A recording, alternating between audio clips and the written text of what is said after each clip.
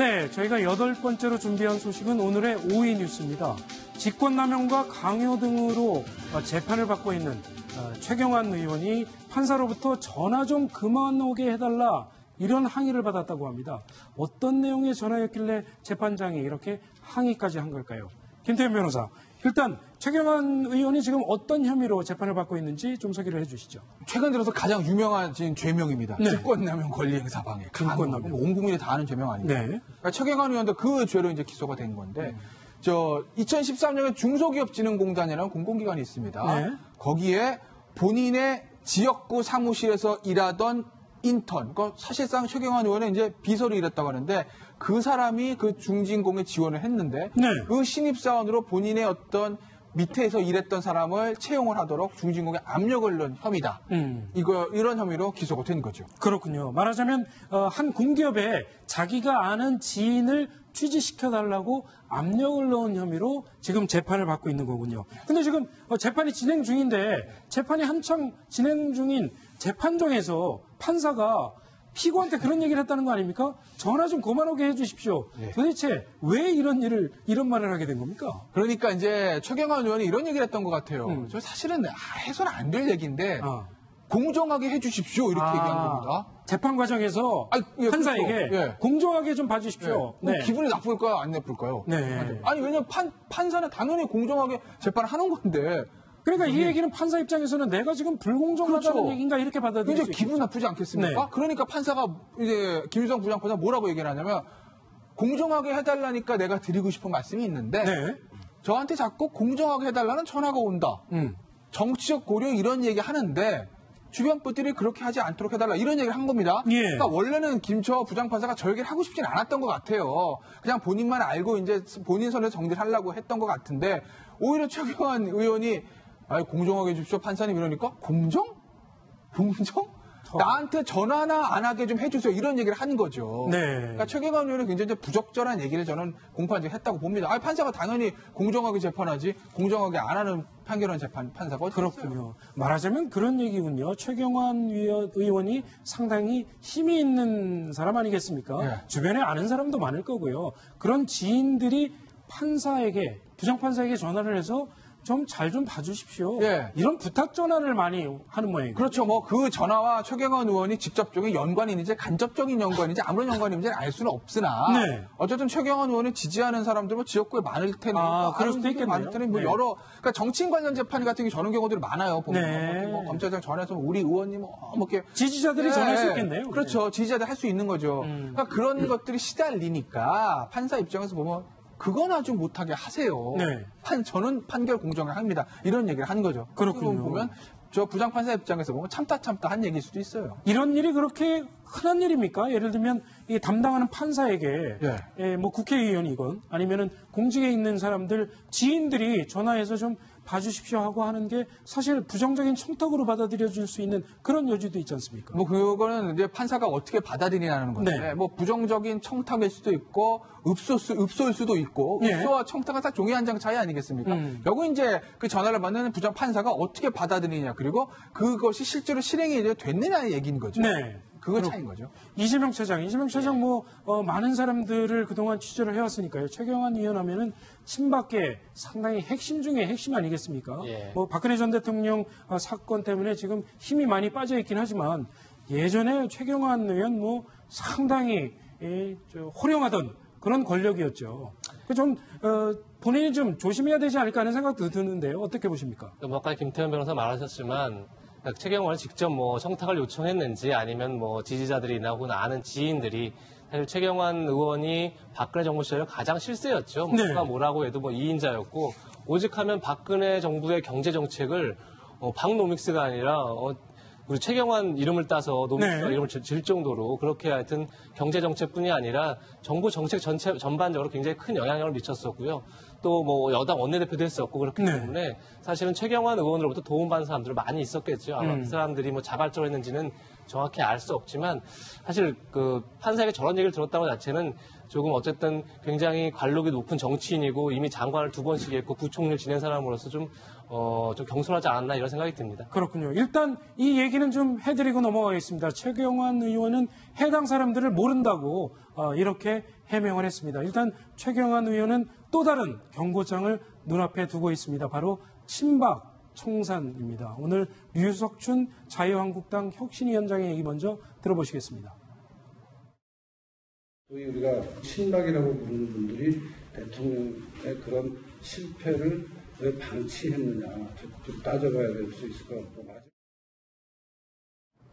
네, 류석춘 위원장의 얘기를 좀 들어봤습니다만 송찬욱 기자, 네. 내일 자유한국당이 1박 2일 연찬회를 갖게 되죠. 네네. 그 자리에서도 상당히 어차피 나올 만한 문제 아닐까 싶습니다. 네, 이미 홍준표 대표가 우선 박근혜 전 대통령 출당 문제를 공론화를 시켰거든요. 네. 그렇기 때문에 내일 그 1박 2일로 하는 연찬회에서는 아무래도 그 박근혜 전 대통령의 출당 문제가 거론이 안 될 수가 없을 것 같습니다. 네. 이제 그러면 박 전 대통령의 거취 문제를 정리하면 그 다음에 이어질 수 있는 게 이제 친박 청산이거든요. 네. 근데 과거 같은 경우는 이제 친박계가 힘이 있을 때는 이거를 강력한 물리력으로 좀 조직과 물리력으로 좀 저지를 할 수 있을지 모르겠지만 이제는 아무래도 지금 당에서 어느 정도 박근혜 전 대통령의 거취를 정리해야 된다는 그런 여론이 점점 확산이 되고 있기 때문에 네. 친박계가 이거를 강하게 좀 반발을 할 수 있을지는 조금 의문이 들고요.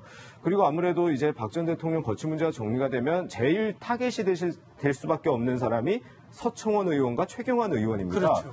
이 사람들이 내일 참석을 할지는 정확히 아직 잘 모르겠는데 이제 최경환 의원은 상대적으로 당내 행사에 좀 적극적으로 참여를 하고 있고 서청원 의원은 지금 참여를 안 하고 있는데 또 이들이 또 등장을 하면 또 그 앞에서 적극적으로 친박 청산 얘기를 또 할 수 있을지는 조금 미지수긴 한데요. 네. 그리고 또 결정적으로 현역 의원을 청산한다는 게 쉽지 않은 일입니다. 그렇기 때문에 이제 현역 의원을 청산한다, 동료 의원을 청산한다 이게 좀 박근혜 전 대통령 거취 문제와 별도로 또 깊게 논의가 될 수 있을지는 조금 의구심이 드는 부분이 그렇군요. 있습니다. 지난 16일이었나요? 홍준표 대표가 이 박근혜 전 대통령의 출당 문제를 거론한 이후에 지금 자유한국당 내부가 시끌시끌합니다. 오늘도 자유한국당 청사 주변에 시위하는 사람들이 모였다고 하는데 자유한국당을 갈아엎어야 한다. 이런 목소리도 나왔다고 하는데 그 중심에는 조원진 의원이 있었다고 해요. 그렇죠. 조원진 의원은 이제 탈당을 해서 당을 새로 만들었고요. 네. 예전 알다시피 촛불 집회 전국에서 하여튼 거의 맞섰던 그 박근혜 대통령의 탄핵이 부당하고 구속이 부당하다고 주장했던 태극기 집회를 해서 이끌었던 사람 중에 한 사람입니다.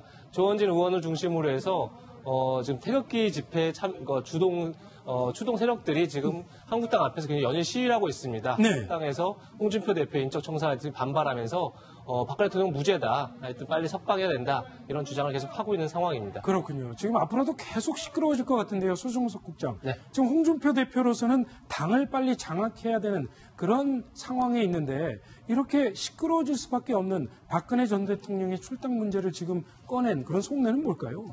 홍 대표로서는 여러 가지 이제 한계를 좀 절감을 했을 것 같아요. 네. 무언가 이제 새로운 좀 이 돌파구를 찾기 위해서는 이 박근혜 전 대통령의 출당 문제 그리고 친박 청산 문제를 해결하지 않고서는 네. 어떤 변화를 하기가 참 어렵다라는 이제 결론을 내렸다라고 봐야 되고요. 그 막후에는 결국은 이른바 보수 통합 이 부분에서의 어떤 주도권 문제 그리고 그것을 하기 위해서는 이 문제를 선결 과제로 해결하지 않으면 안 된다라고 이제 판단을 한 것이 결국 바른정당도 이 문제를 강하게 요구를 하고 있기 때문에 먼저 이 문제를 정리를 하고 그다음에 이제 바른정당과의 어떤 통합 문제로 나아갈 것으로 그렇게 예상이 됩니다. 그렇군요. 김태흠 의원, 친박계 핵심 의원 중 한 명이죠.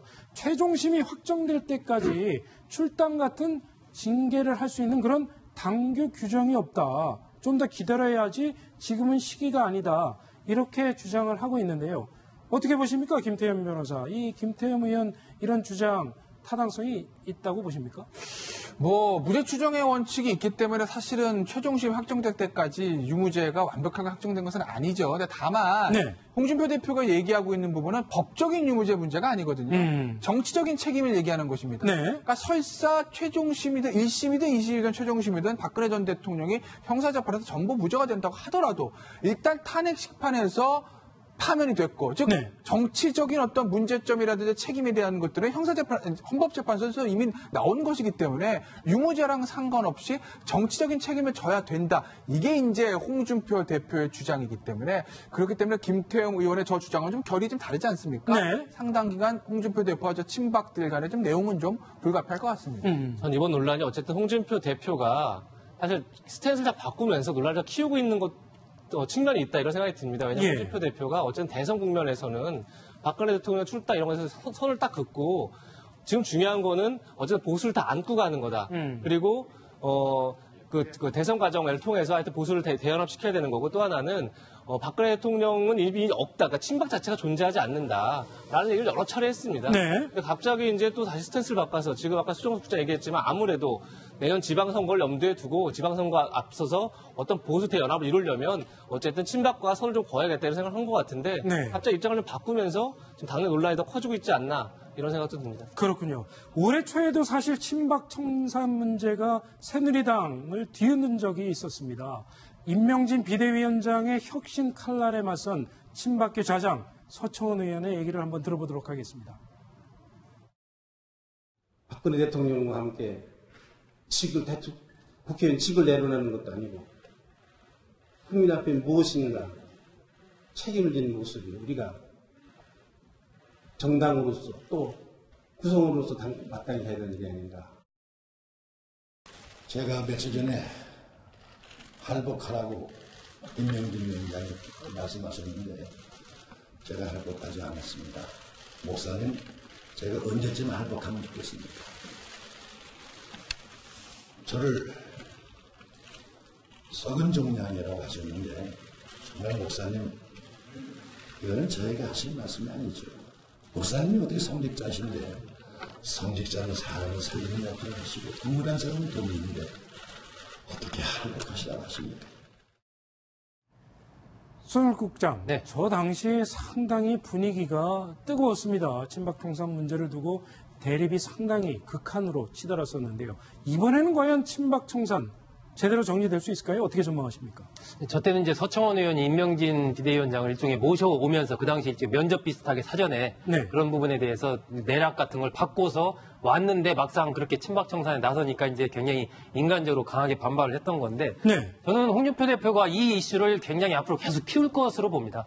계속 키워서 결국 지금 친박계라고 하지만 사실은 정치적인 의미에서 친박계는 이미 와해가 됐다고 봐야 됩니다. 네. 그 이름에서 보여지듯이 박근혜 전 대통령이 지금 이 탄핵당해서 지금 감옥에 가 있는 상황이기 때문에 네. 그 상황에서 뭐 정치 집단으로서의 친박계의 어떤 세력화 이런 부분은 좀 이미 끝났다라고 봐야 되고요. 네. 문제는 홍준표 대표가 이렇게 이슈를 계속 키우면서 결국은 타겟팅이 되는 것은 그 친박의 상징적인 인물인 한 서너 명의 그 국회의원들 그 사람들이 최소한 이른바 정치적인 책임은 져야 되는 것 아니냐. 예. 그러니까 친박, 청산, 출당 이런 부분의 문제가 당원 당규의 문제나 법적인 문제는 절대 아니에요. 그러니까 이 박 전 대통령이 이렇게 됐으니까 거기에 대해서 친박계의 상징적인 주요 인물들인 당신들 몇 명은 정치적인 책임을 지고 진퇴를 분명히 좀 결정을 해달라라는 쪽으로 강력한 압박을 아마 앞으로 계속 할 것으로 보입니다. 그렇군요. 과연 내일 자유한국당 1박 2일 연찬회에서 친박 청산 문제가 어떤 결말을